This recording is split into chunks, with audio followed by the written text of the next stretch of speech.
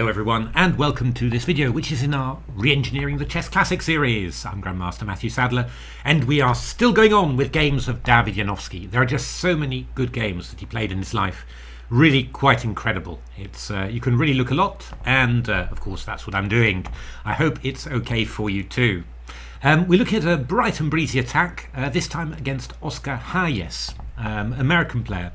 Actually, I always thought that this was a Hispanic name, but I was going to pronounce it Chajes or something like that. But actually, he was born in Austro-Hungary. Actually, it's now Ukraine, the region where he was born, and then came over to the United States. But was a very strong American player. You see his name a lot in American tournaments.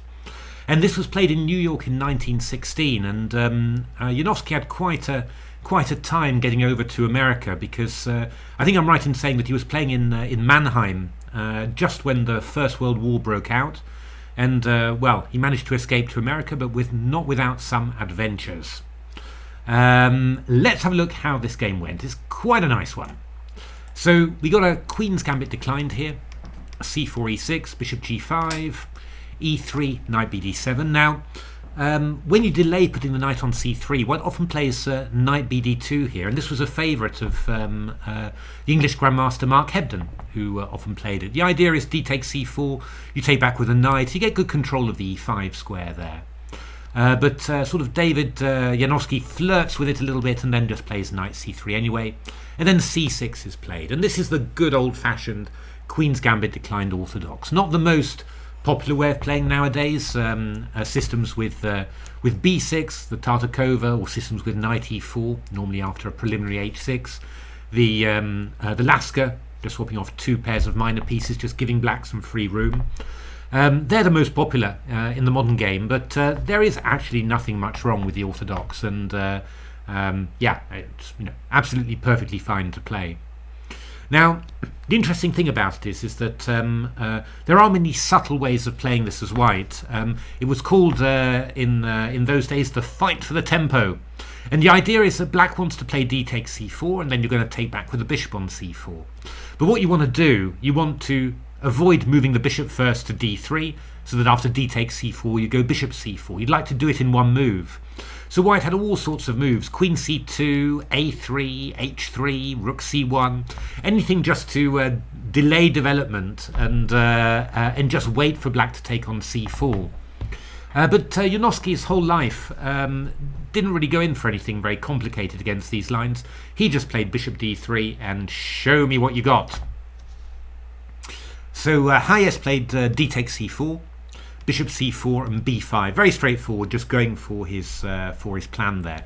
The engines, by the way, slightly surprised actually, but they like throwing in h6 and only then playing d takes c4 and b5. Always a little bit worried about going h6 too early in these lines, because there's always some possibilities of maybe a g4 to g5, or if you get into an IQP structure, then, well, having played h6 sort of weakens black's protection along the b1 h7 diagonal, but the engines aren't worried about that at all. So b5, bishop d3, and then a6. Now the engines were actually suggesting something that surprised me a little bit here. They were looking at playing bishop f6 and not knight f6 when white goes knight e4 and tries to play rook c1, clamp down on this c5 square, keep this bishop on c8 passive.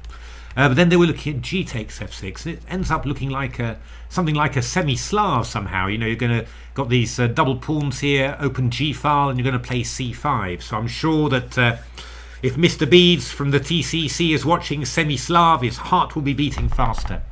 But actually very decent position for black, but yeah, quite surprising to get this from such a solid Queen's Gambit declined. But Janowski didn't do anything spectacular. He just went castles, Chajes went c5, and then rook c1. Bishop b7, again bishop takes f6 is interesting.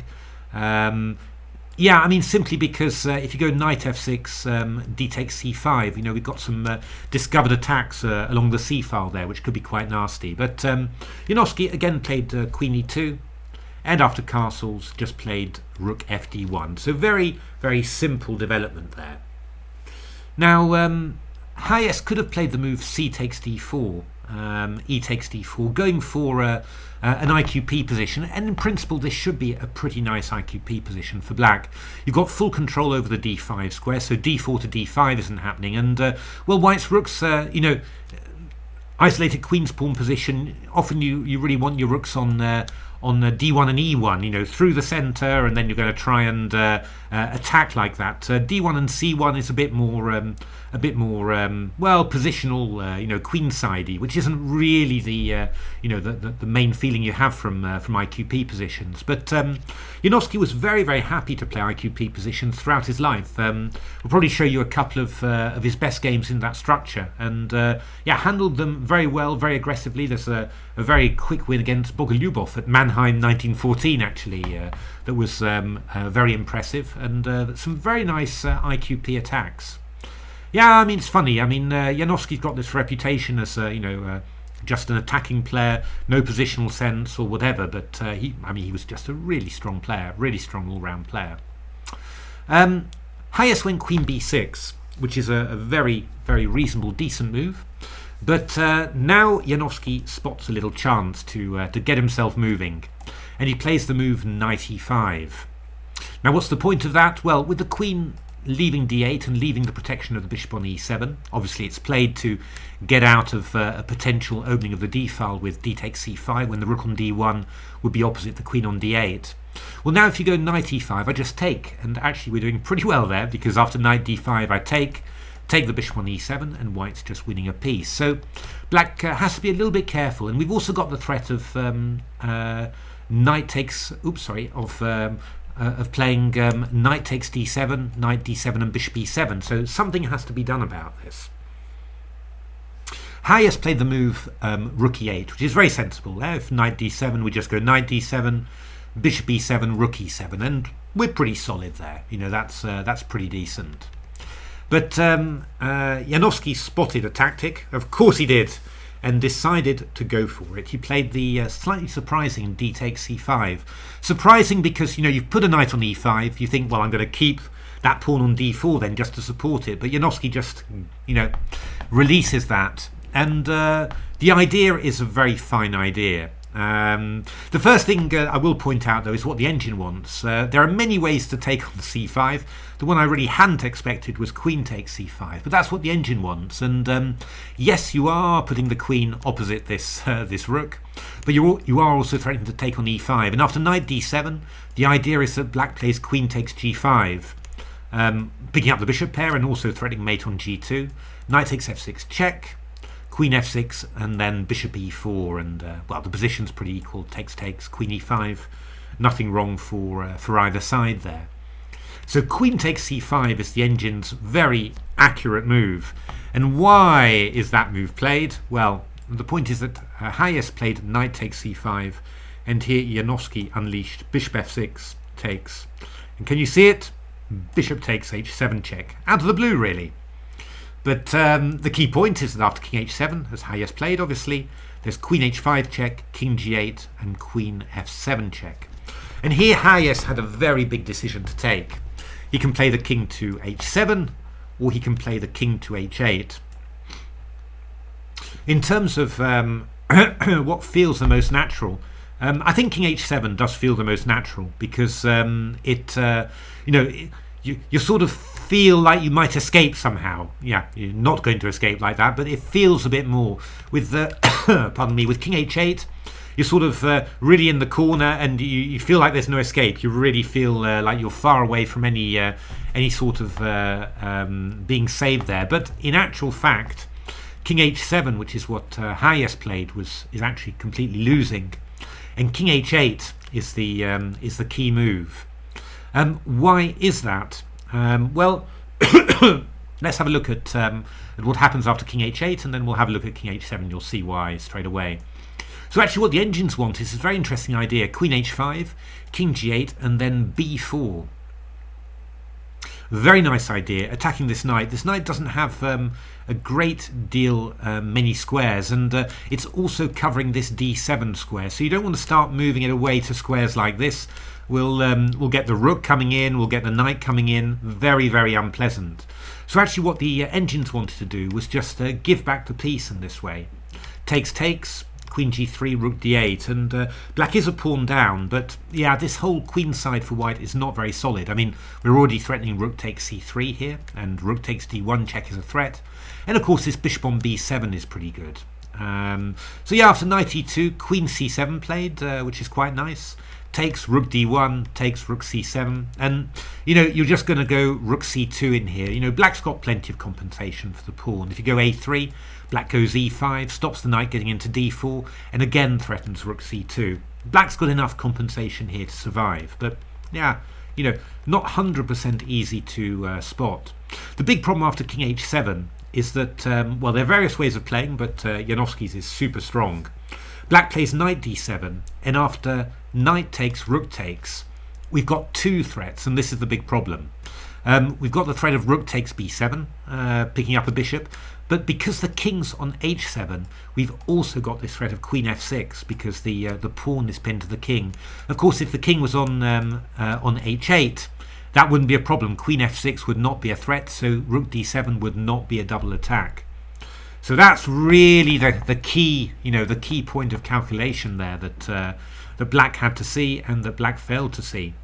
Or maybe black did see it. Maybe black thought rook d7, I just go bishop c6. After all, if queen takes f6, I've just got bishop d7. But here, Janowski's brilliant tactics come into view, and I imagine that he probably saw this before this sacrifice. You can maybe put the video on pause if you want to solve it. It's not 100% easy. The brilliant move that Janowski played was to play the move knight e4. Nah, this is pretty good. If bishop d7, we've got knight f6 check, which is just going to be winning. King there, I've got takes. And obviously, if you go bishop takes e4, I go queen takes f6, threatening queen g7. You go rook g8, only move. And then, well, at the very least, I've just got this one and this one. I'm 2 pawns up, picking up the piece I'd sacrificed, and just a very easy win indeed. I think it was something like mate in 14 or something like that. So that's a really strong move. Knight e4, second piece sacrifice in the game. Yeah, highest played bishop takes b2. Yeah, just getting the bishop out of the way, attacking a rook. Lots of pieces en prise, really 3 white pieces en prise there. But now Janowski finished it off in the actual, engine-approved manner. Very nice little finish there. He was brilliant at tactics. So knight g5 check, king h6, and then another lovely move. You might want to put the pause on here because this is quite unusual as well. He played the move g4. Now we're threatening queen h5 checkmate, which is very nice. If king g5, I just check and I go rook f7 checkmate. Quite unusual one there. And highest played g6, and then h4 was played, and the trap is shut. And well, we're just threatening queen h7. Highest played rook h8 check, and queen h7 check, forced resignation, because rook takes h7. Rook takes h7 is checkmate. A really cool game from Janowski there, and yeah, I mean to be honest, just this whole thing here somehow, queen b6. Slightly incautious move from black, although a perfectly decent one, and Janowski's just going in there and sacrificing with complete abandon, and this was a very nice position, really putting the pressure on black here. And then after king h7, knight d7, not 100% obvious, and then certainly against this defense, this move knight e4 is absolutely gorgeous. And yeah, I like the finish a lot too. This move g4 is very, very nice. I'd be very proud if I played a game like that. I'd be very pleased with myself. And yeah, the finish is quite nice. You've had 2 piece sacrifices and finally a queen sacrifice to finish things off. So there we are. Hope you enjoyed that. Hope you're enjoying this whole series. If you like the video, why not give a like, subscribe to the channel. Take a look at my new book, Reengineering the Chess Classics. Really worth it. You won't regret it. I read it every day and I still like it very much. But otherwise, thanks for watching. Thanks for being part of the channel and hope to see you at the next videos. Thanks for watching.